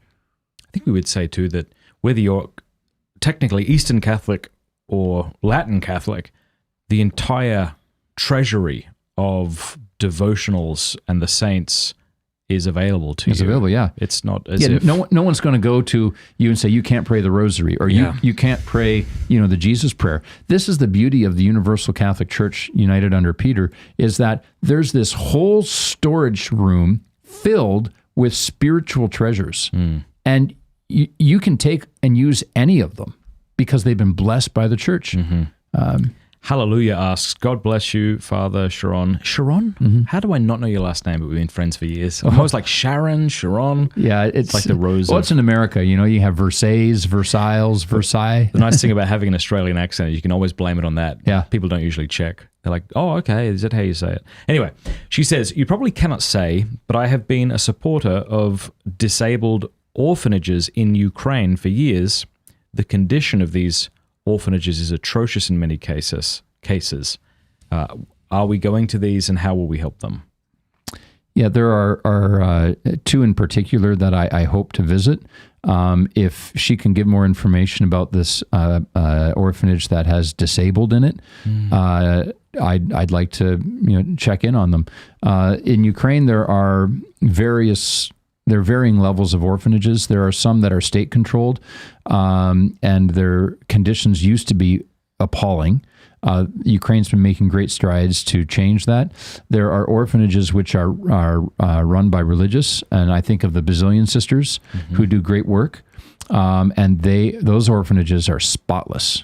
There are those that are assisted, state-owned, but they are there's a relationship with the Greek Catholics like Father Roman, and they do chaplaincy, pastoral work, and they're present with the kids. And then there are kind of what I would call halfway houses, but they're like foster parents that have 15, 18 kids, and they have state oversight, and often those foster families are they're lay people, but they're very religious, so they're involved in a church, Protestant or Catholic or Orthodox. So there are three groups. There's the state-run, there's the church-run, and then there are the foster families. How many men have been killed in this war? Ukrainian men? Yeah, we don't know that, but we know that Ukraine is claiming that there are 166,000 Russians killed in the war. I'm going to guess. The Ukrainians probably have around the same number, if not 100,000. What about children? My wife was telling me that Ukraine has lost in 1 year over 500,000 children. That doesn't mean obviously deaths. That they've fled. They've been Russia's kidnapped over 200,000. We know, and we know that many, like last year with the work I did, there are other people who've taken the orphans to safe refuge in Poland and other countries. But how many have actually died? I don't have those specific numbers. I'm sorry. Yeah, thanks. Well, this is a very easily answered question. Comes from a super chatter. Is it wrong for a Western Rite Catholic to go to an Eastern Catholic service? No.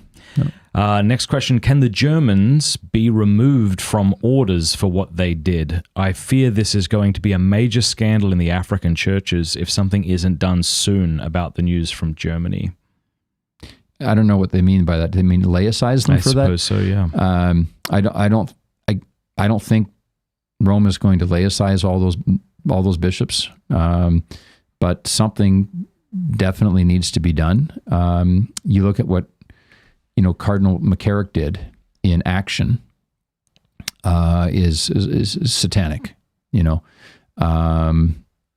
what the German bishops are doing is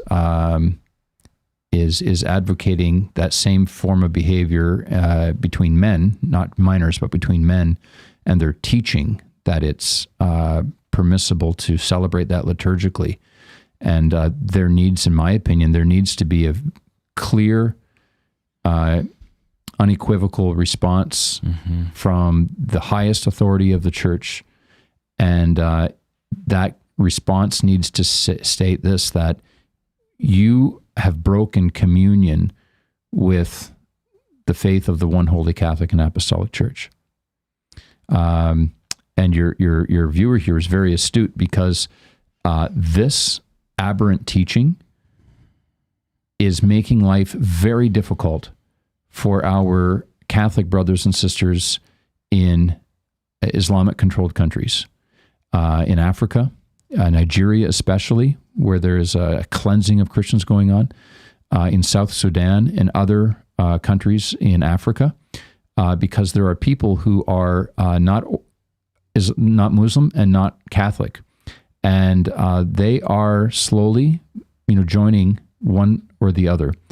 And the Muslims can very easily point to what's happening, for example, with the church in Germany, and they know about it, and say, "You see, these Catholics are in communion with this."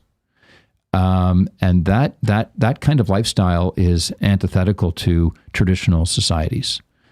It's not part of the apostolic tradition, the Catholic teaching. But even at the natural level of natural reason, these people who are looking for a religion to join in Africa, they know that as well. And so it makes it very difficult for our Catholic brothers and sisters in Africa to say, yeah, this is wrong, because the Muslims will simply point and say, while your church that you're in communion with celebrates it. And along those lines, we have another question here from a Protestant viewer. As a Protestant looking at Catholicism with many church leaders supporting sinful acts, how can I trust in the inerrancy of the Magesterium? Yes, so there's a difference between being impeccable and being infallible.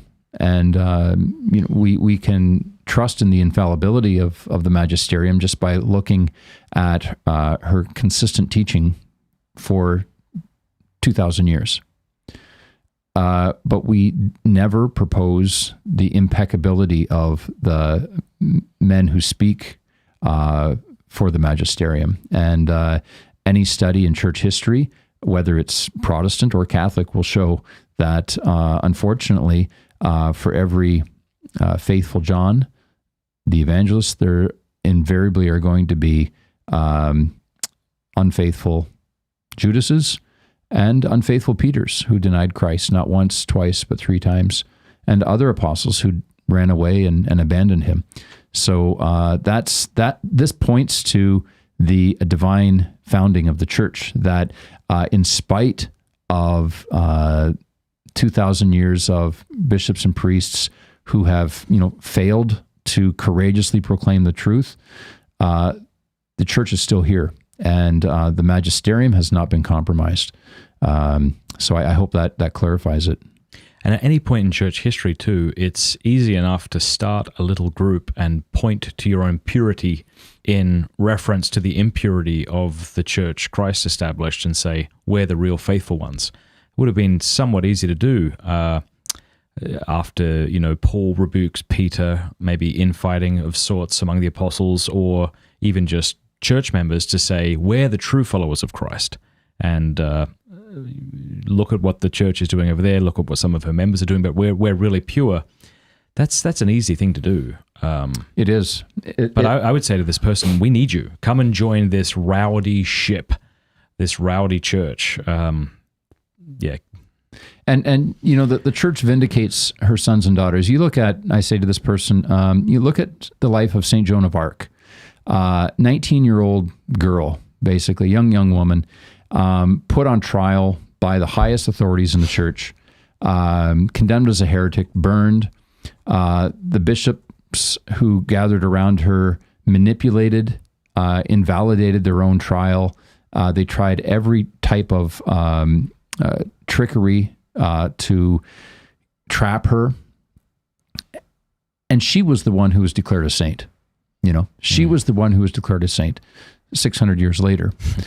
So, there are always going to be, unfaithful men and women. But the teaching of the church, we have the track record here, 2,000 years. Yeah. And I know I don't want to be dismissive of these fears, because I think they're legitimate, and I think I understand the reason for them. But a good question to ask yourself is, what's the alternative then? Mm-hmm. Is the alternative an apostolic church that is free of scandals and even private false teachings, let's say, from leadership in different churches? Is that what you're looking for? Right. Where's that?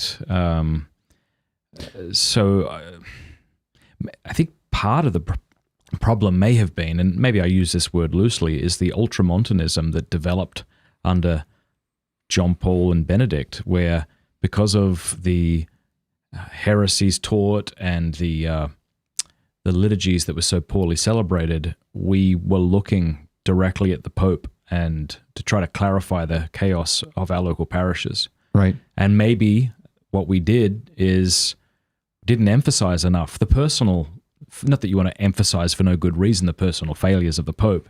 Right. But it probably would have been more helpful if we were like, yeah, the Pope shouldn't have been kissing the Quran, or the Pope shouldn't have been holding this prayer service in Assisi and praying with pagans. Syncretism. Yeah, this shouldn't be going on. And if we were vocal about that at the time, and then Catholics learnt that, okay, yeah, there's legitimate criticisms of the Pope, then along comes Pope Francis, and these criticisms may not feel so much like cold water. But when we hid all criticisms of Pope John Paul II or Pope Benedict, then it just seems like a new thing. Yeah. What do you think? I think you're absolutely right, and I think there's a problem with a hierarchical society in which it's one of the downfalls, I think, in that we place undue expectation upon the Pope and the bishops and the priests to always be doing the right thing, and that's their office is of Christ, but the greatest form of charity is to respectfully call them back to Christ, as Saint Catherine of Siena did when the Pope was in Avignon. Of course, what's so difficult, though, is we see these extreme examples. Like you gave an example earlier. Like, okay, you've got this Orthodox church that has apostolic teaching and holds to the Nicene Creed. You've got this, what did you call it, a Rainbow Reich that's pushing all sorts of depravity, but it's technically in union with Rome. I agree with what your sentiment was there. My fear is, though, that we take that and then it becomes a slippery slope. Right. And we say, well, actually, like, yeah, they play guitar at my church, and therefore I got to go to the Orthodox church. Like, that's my fear, though, right? No, I say like the line in the sand is that if there's, clearly heresy taught from the pulpit, that this is and it's continuous. It's not a flash in the pan. It's not an ad lib thing. He didn't have his text before him, and he said, he talked Christ, about the two persons in Christ. I was just going to say he's talking about two persons in Christ. I'm not talking about that. Like this is recidivist heresy. Like every Sunday something's being said there's deliberately. Rainbow flags hanging from the walls. You've gone to him and you said, Father, you've said this 3 Sundays in a row, and the next Sunday comes out, says the exact same thing, looks you in the eye. You can't. You have to find a holy place, and Okay, so Kelly, who lives in Budapest, says, Matt, this is just a question for you and not Father. But if you come to Budapest, I have a good interview get for you here. I'll message you later. Ooh, about upping my donation. I don't want you to up your donation. It's very kind of you, but we'll see what this... Let's do it. Who knows? Yeah, shoot us a message or let us know here. Very good. Let's see. This comes from Anna Lee, who's a local supporter. She says, I joined late and they have been having internet issues. I don't know what that means. And apologies if this has already been asked. As a relatively new convert, 2 years this Easter, and someone who had no idea until a few months ago that there were different Catholic churches, where can I go to learn more about, well, we've kind of addressed this, haven't we? Yeah, to learn more about Eastern churches. Just grow where you're planted. Just grow where you're planted. And the internet is... a field with many flowers. You can find all kinds of websites there that explain features of the East. Father Jason says, Lobster Johnson, favorite name. Do you think Eastern Catholics are at a cultural disadvantage compared to Latins when it comes to evangelizing non-Christians? He says, obviously we should not be competing with the Latin Church, but it seems to me that Western mindset spirituality is less of a bridge to gap for most Americans. How can Eastern Catholics become better at evangelizing? So do you think? Yeah. How much time do I have to answer that? Go for it. You take as long as you like. Lobster John? Lobster Johnson. Lobster Johnson. Okay. I think this is where there's room in the church for friendly competition. You look at any sports team and you have, the third baseman tries to outdo the second baseman in the number of, great plays he can make in a game. And it makes the whole team better, And I'm firmly convinced that in the church, we love each other enough that we can have a friendly competition in winning souls for Christ, and I think I'm up for it. And so I think that actually, I think Eastern Christianity, Eastern Catholicism has an advantage in re-evangelizing pagan America, because the lapsed Christian here cannot say that, I've been there, I've done that, tried it. About Eastern Christianity. It's new, it's novel, it's a different take on it. If you come at them, let's say they were raised as a Western Christian or Roman Catholic, and they've fallen away, they haven't been to Mass in 20 years, and you come to them, there's that risk that they're kind of inoculated against it. I've been there, done that, not really interested. Bring over some Buddhism for me. Mm-hmm. So that's at the superficial level. That's there. And when an Eastern Catholic comes up, they're like, I just don't know anything about that. So there's that initial inquisitive aspect. The other thing is this. is that if they're raised in North America or Western Europe, they swim in this milieu that is kind of the transcendental idealism that came out of Immanuel Kant. Okay, and we're seeing this with the whole transgender movement. I think Immanuel Kant, in one sense, is the founder of the transgender movement, because there's no connection really to reality as such. Mm-hmm. You just kind of have shapes and figures that may represent it or may not. Yes. So you just kind of have to make sense with these experiences, but you have no true actual knowledge of the essence of things. You just with the shapes and the knowledge that appear at the phenomena as they appear to the mind. You follow me so far? Mm-hmm. And Eastern Christianity, that came out, his categorical and critique of pure reason came out in 1781. In 1782, oddly enough, you have out of Venice coming the Philokalia. So you have these two juxtapositions. Mm-hmm. And the Philokalia, one of the great things that you see with St. Nectarius, who assembled this, and Nectarius, and Macarius, is that they posit in there from the writings of the Church Fathers, the nous, which is a unique spiritual aspect that you get in Eastern Christianity. And the nous is like to the soul what the pupil is to the eye. It is that locus, that center throne in the throne room where God dwells and you have a direct experience with God. It's experiential. It's not just intellectual in that you have an abstraction and you have some kind of engagement as to an a priori engagement as to the form of something. No. With the nous, and I'm getting a little into the weeds here, but with the nous, someone's soul has experiential knowledge with God. And this is the bridal chamber. This is the bridal chamber of the soul. There is an interconnectedness. It's like a sexual act. The two become one, where God and the soul, that's the nuptial bed, if you will. That's the throne room. That's the throne in the throne room. That is the nous. That's the innermost chamber of the soul. And Eastern Christianity is unique in that from the apostolic, from the patristic era until now, it still holds this. And you can read this in whether it's Eastern Catholic or Orthodox. This is a beauty that is not lost on the East, that through prayer, through ascesis, through fasting, through the liturgical life of the church, there is the possibility of having direct experiential knowledge of God himself, of the soul, and of God's own energies. Amen. Being commingled.